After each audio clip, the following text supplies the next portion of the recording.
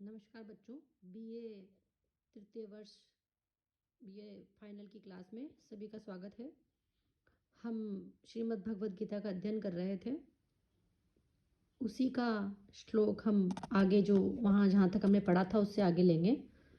त्रैगुण्य विषया वेदा निस्त्रैगुण्यो भवा अर्जुन निर्द्वंद्वो नित्य सत्वस्थो निर्योग क्षेम आत्मवान।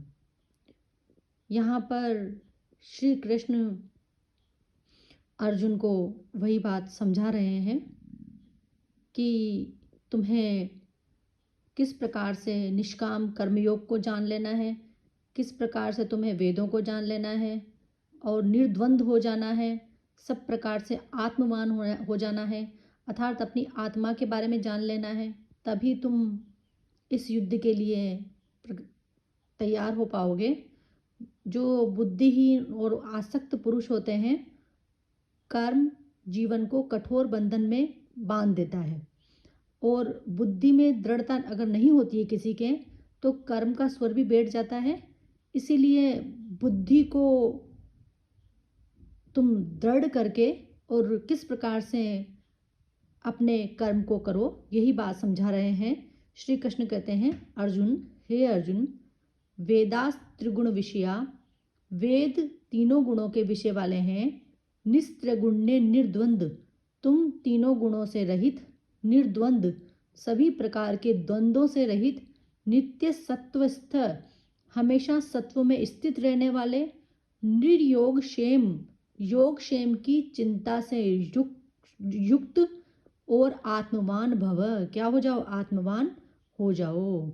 यानी कि जो गुणों में फंसाने वाला द्वंद्व है, जो सुख चाहता है वह दुख से नहीं छूट सकता और जो विजय चाहता है वो पराजित नहीं हो सकता। अतः तुम सुख दुख लाभ हानि जय पराजय आदि द्वंद्वों की उलझन से निकलने का मार्ग देखो। तुम इन सारे द्वंद्वों से बाहर निकल जाओ।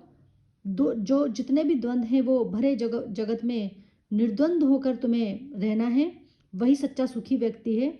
बाहरी जो राग द्वेष और क्लेश जो हैं वो अंतर जगत की शांति को नष्ट कर देते हैं। तुम्हें इन सब से दूर होकर, जो व्यक्ति त्रिगुणों में फंसा रहता है वो माया ममता से नहीं छूटता और ज्ञान भक्ति और कर्म आदि तीनों गुण उनसे ढके रहते हैं, प्रकाश नहीं फैलता। इसलिए तुम्हें इस प्रकार का बनना है बच्चों। वो समझा रहे हैं कि जैसे जल में रहकर मछली डूबती नहीं है, वैसे ही त्रिगुणमय संसार में रहकर भी गुणों में तुम्हें आसक्त नहीं होना है, बल्कि तुम्हें गुणातीत हो जाना है। गुणातीत होने से क्या होगा कि तुम जब गुणातीत हो जाओगे, गुणों से अतीत हो जाओगे, आगे निकल जाओगे, तो तुम निष्काम भी हो जाओगे और जितने भी प्रकार के द्वंद्व हैं उन सब से निकल जाओगे। और यही बात वो समझा रहे हैं कि यहाँ तुम्हें जो द्वंद्व हो रहा है कि युद्ध करूं या ना करूं, इस द्वंद्व से भी तुम बाहर निकल जाओगे। आगे देखो बच्चों, यावान अर्थ उदपाने सर्वतः संलुप्त उदके तावान सर्वेषु वेदेषु ब्राह्मणस्य विजानातः। यहाँ पर वो समझा रहे हैं श्री कृष्ण अर्जुन को कि किस प्रकार से समझा रहे हैं। वो बताते हैं कि कोई भी प्राणी हो उसको अनंत फलों को प्राप्त करने की अभिलाषा नहीं करनी चाहिए और केवल उतना ही काम करना चाहिए जिससे कि उसका प्रयोजन जो है वो सिद्ध हो सके। कैसे? जिस प्रकार की सर्वतः संलुप्त उदके उदपाने यावान, सर्वतः सब ओर से, संलुप्त उदके भरे हुए जलाशय के प्राप्त हो जाने पर, छोटे जलाशय में बीजानतः जितना ज्यादा ध्यान रह जाता है उतना ही ज्ञानवान ब्राह्मण का संपूर्ण वेदों में रहता है। ब्राह्मणस्य सर्वेषु वेदेषु तावान, उतना ही ज्ञानवान ब्राह्मण का संपूर्ण वेदों में।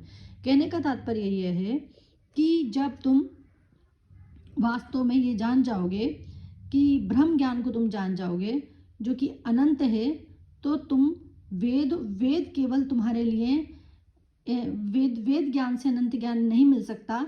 तो तुम जब अनंत ज्ञान को जान जाओगे, जैसे हम कभी अगर बड़े जलाशय को प्राप्त कर लेते हैं तो छोटा जलाशय जो होता है वो हमारे लिए उसका प्रयोजन ज़्यादा नहीं रह जाता।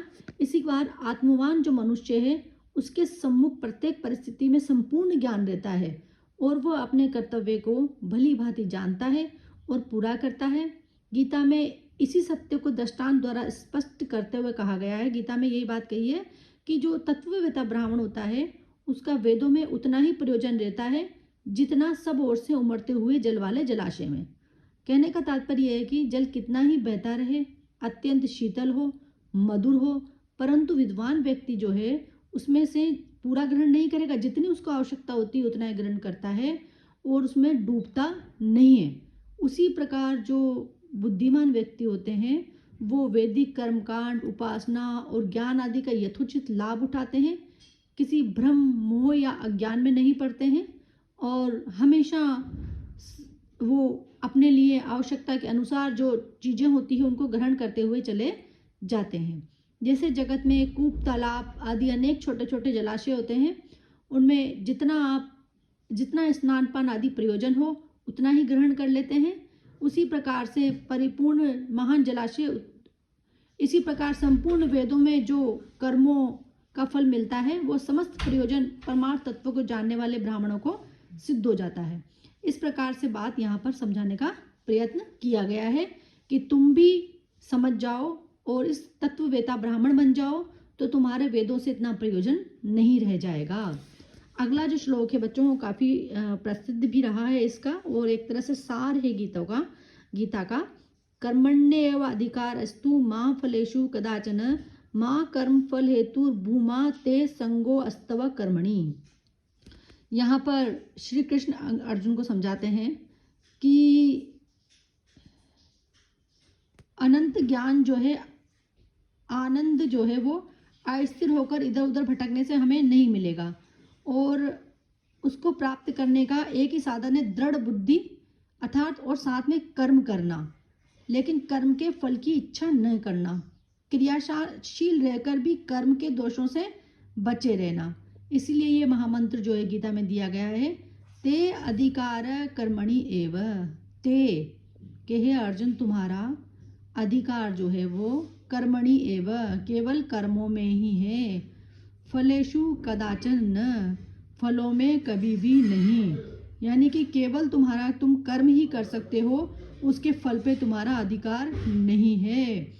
कर्म फल हेतु मा भूह ते अकर्मणि संग मा अस्तु। कर्म फल हेतु मा भूह अर्थात तुम कर्म के फलों की इच्छा मत रखो, कर्म के फल की इच्छा कभी भी मत रखो और ऐसा भी ना हो कि कर्मों से मुक्त हो जाओ अर्थात कर्म ही ना करो।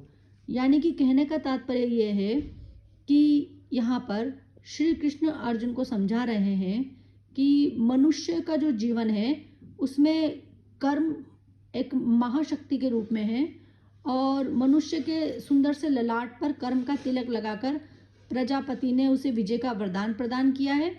और कहने का तात्पर्य यह है कि मनुष्य जो गीता का जो मुख्य सूत्र है वो इसमें बता दिए गए हैं कि कर्म करने में ही तुम्हारा अधिकार है मनुष्य का, फल में कभी भी नहीं। और कर्म जो करो उसमें फल की वासना न हो और कर्म न करने में तेरी आसक्ति न हो। अर्थात ऐसा भी नहीं हो कि कर्म ही नहीं करूं, कर्म तो करना है लेकिन उसके फल की इच्छा नहीं करनी, क्योंकि हमारा अधिकार सिर्फ कर्म करने तक ही है, उसके फल तक हमारा। यानी कि इसीलिए वो श्री कृष्ण अर्जुन से कहते हैं कि तुम युद्ध करो, युद्ध कर्म करने में तुम्हारा अधिकार है, इसके फल में तुम्हारा अधिकार नहीं है। तुम ये मत सोचो कि युद्ध के बाद क्या होगा, मैं किनको मारूंगा आदि आदि। कहने का तात्पर्य गीता के अनुसार कर्मों में अमृत है और वासना में मृत्यु। पुरुष को पुरुषोत्तम तक पहुंचाने वाले कर्म ही हैं तथा कर्म के फल की चाह व चिंता मनुष्य को गिरा देती है। संसार के अनर्थों की जड़ वासना है। कर्म छोड़ बैठना भी जीवन की हत्या है और ये भी बहुत भयंकर है, ये भी एक महापाप बताया है। इसलिए कर्म छोड़ने का विचार भी तुम्हें नहीं करना है कि मैं सब प्रकार के कर्मों को छोड़ दूं। कर्म हमारे जीवन का सर्वांश है, यानी कि हमें कर्म तो करना ही है, कर्म किए बिना नहीं रहना है, किंतु कर्म करते हुए भी किसी प्रकार के राग, द्वेष और इन सब से मुक्त होकर के हमें कर्म करना है। कर्म की धौंकनी से प्राण शक्ति का बल मिलता है, इसलिए तुम्हें सतत कर्म करता रहना चाहिए।